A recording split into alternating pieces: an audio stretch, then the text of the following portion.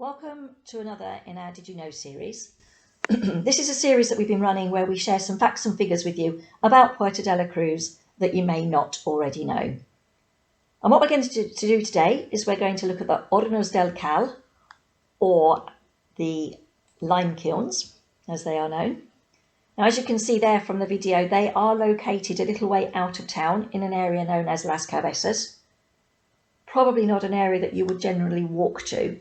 And to be honest, if you're driving, it's quite a complicated junction there. So you may, if you've been concentrating on the road, may not necessarily have noticed that the kilns are there. They were constructed at the end of the 19th and the beginning of the 20th century. And there are actually 3 of them there on this particular site. Made from a local stone known as piedra molinera. This actually translates into millstone in English. This millstone was extracted from a quarry which was close to the Gran Tauro Hotel. Now that hotel is the hotel that's currently being refurbed right up on top of the hill, for those of you that don't know where it is. Grand old lady there. And this millstone, once it was extracted, it was actually mixed with other materials such as brick and clay, and then they were used to build the kilns. More commonly known by the locals as Don Luis, or the Los Gonzales ovens.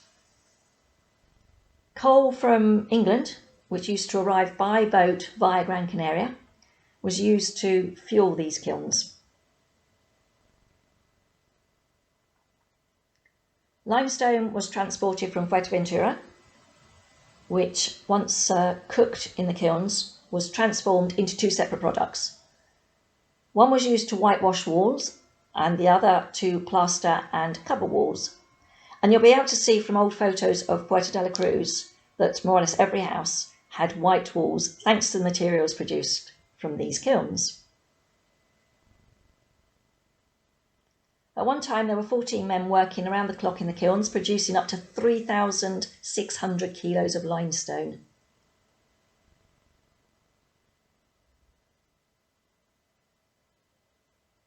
Now you can actually take a walk around. It is now a National Historical Monument, and that was declared in 1993. So it's like a little national park, and you are able to walk around and take an up close and personal look at the kilns.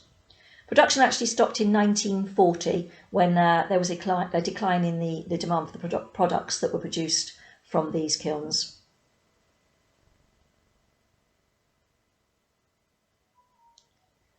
Now, you're not normally supposed to go inside, but we did find one that had the gate that was open, so we did go inside.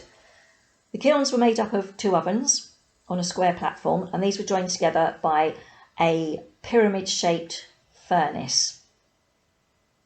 As you can see, when you look up here, you can get a glimpse of the inside of the kiln and how high the chimney was for the furnace.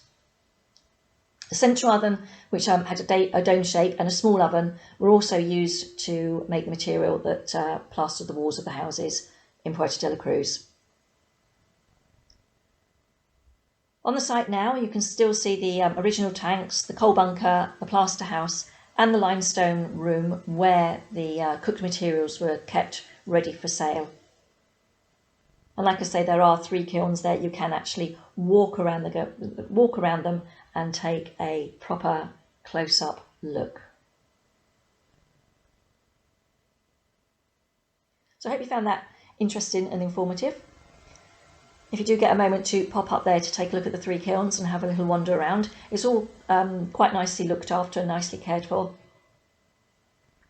Very greenish sort of area as well, so there's some plants and some quite nice little footpaths that allow for easy access.